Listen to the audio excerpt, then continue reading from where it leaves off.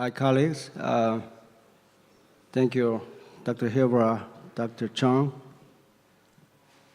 My talk is about the risk-free pectoral surgery. This topic is to initiate this session, the risk-free surgery session. This must be the most important thing in our practice. In the morning, our honorary president, Dr. Ness, already deeply mentioned about that. We know how important it is. I would like to remind you a little bit. In my practice, I have been thinking that the source of risk comes from the cardiac injury, simply the bar displacement, and a few neglected complications. Today, I would like to cover number 1 and 2. So we have to know the source, the critical pathway where we can block that pathway. So I would like to suggest three keys. Key number 1 is how to avoid the cardiac injury. So what I like to say now is all you know, but just reminding over and over again. So we have to use crane. It's just helping us with the procedure, but it's very critical to cardiac protection. So without crane, we have to work.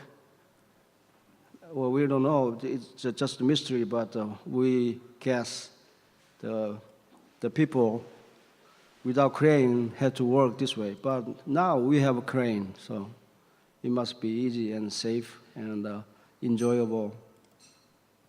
So this is my crane technique. You saw this several times yesterday. And this is quite obvious what the crane does. Without crane, it looks very scary. Nobody wants to enter here, but with a decent elevation, anybody can go. Yeah. So why not we doing this important but easy technique? I've been using the cranes since 2002. There have been my crane system has been evolving, but this is the first approach to the anesthesia ether screen.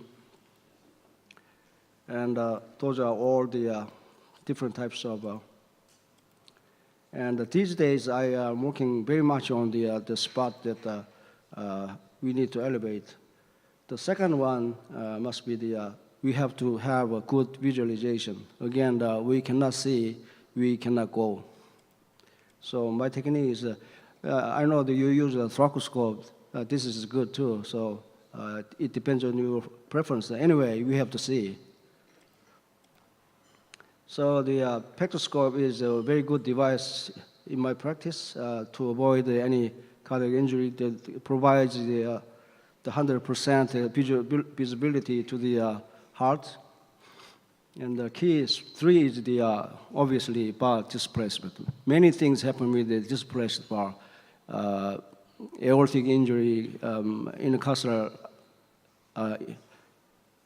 artery injury, and the internal mammary artery injury, something like all the disastrous events can happen with the displaced bar. So by any means, you have to fix the bar properly. Otherwise, the trouble comes.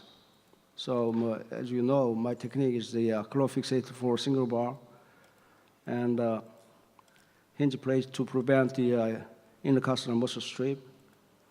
And the bridge, I really like this one, and because it brought me a body dislocation rate of 0 to me. So bridges look like this way, all you saw yesterday.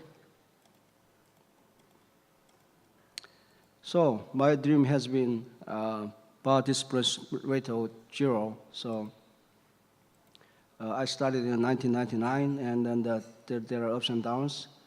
But finally, I got the 0% of body dislocation since 2013. So now I'm proudly cross out the body displacement from my risk complication. So now I have some wound infection, pneumothorax, pleural effusion, something like that. We can manage that. My result has been in about 5,000 cases. No mortality so far, and all the complications approaching 0 right now. So crane, pectoral skull, fixated breach. So the outcomes are very good. So very low rate of recurrence, 0.2%. Thank you very much.